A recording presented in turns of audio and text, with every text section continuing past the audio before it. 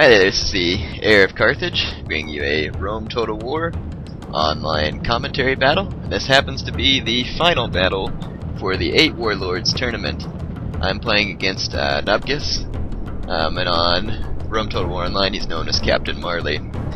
Both of us agreed to the rules of CWB at 15k, and neither one of us was allowed to be Carthage since we both kind of have them as a favorite faction. I've chosen the Macedonians. I have 5 gold royal pikemen, 6 units of archers, 4 units companion cavalry, 2 units light lancers. Captain Marley has chosen 6 units of silver shield pikemen with gold upgrades, 5 units of archers, I think with an attack upgrade, 2 units of cataphracts, 1 on each wing, gold, 2 units companions, 1 on each wing, gold. So he has 1 more unit of infantry than me. I have 1 more unit of archers than him. I have 2 more units of cavalry, though his cataphracts are considerably stronger than my cavalry. I do have stronger infantry.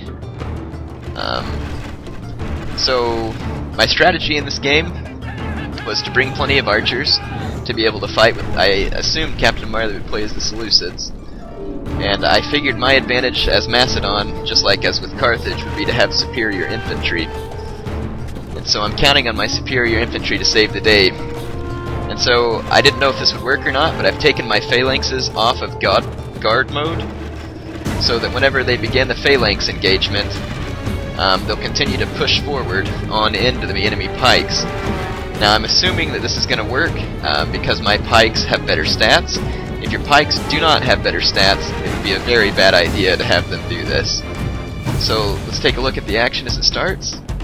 He's got 1 unit of silver shields here that's going to block me from ganging up on his cavalry. I send off a unit of light lancers and companion cavalry to this side to create kind of a diversion. As you can see, the phalanx fight's going very badly for the silver shields. So I stop his cavalry here. Basically I'm just wanting to hold his cavalry, and I'm doing the same thing here. I just want to hold his cavalry off while my infantry wins the infantry fight. Right here his men are getting beat pretty well, it's actually pretty even right there. Right here though his men got beaten badly,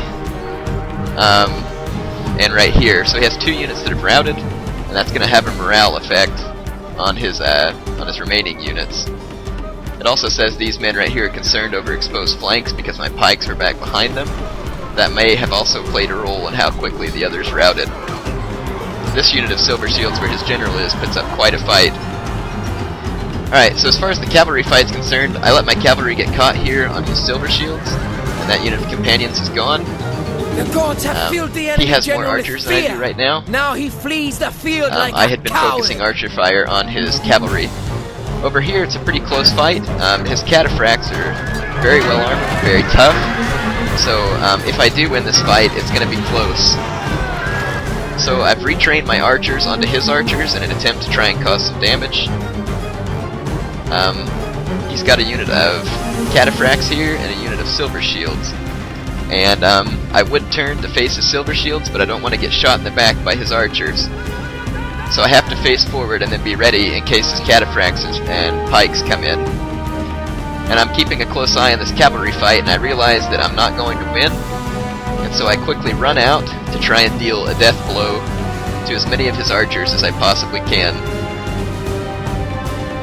So right here he comes up with a silver shield, so I turn this unit of royal pikemen to face them. And as you can see, I was fortunate here, and I start to rout his archers quickly.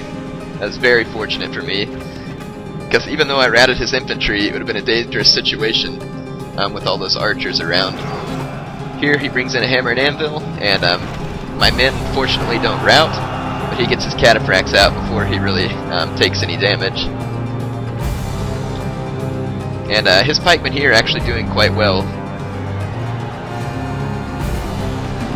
So really here my strategy all hinged on my infantry winning the fight, which they did, and had it not been for that I would have been in trouble, because as you can see my cavalry was mostly decimated by his.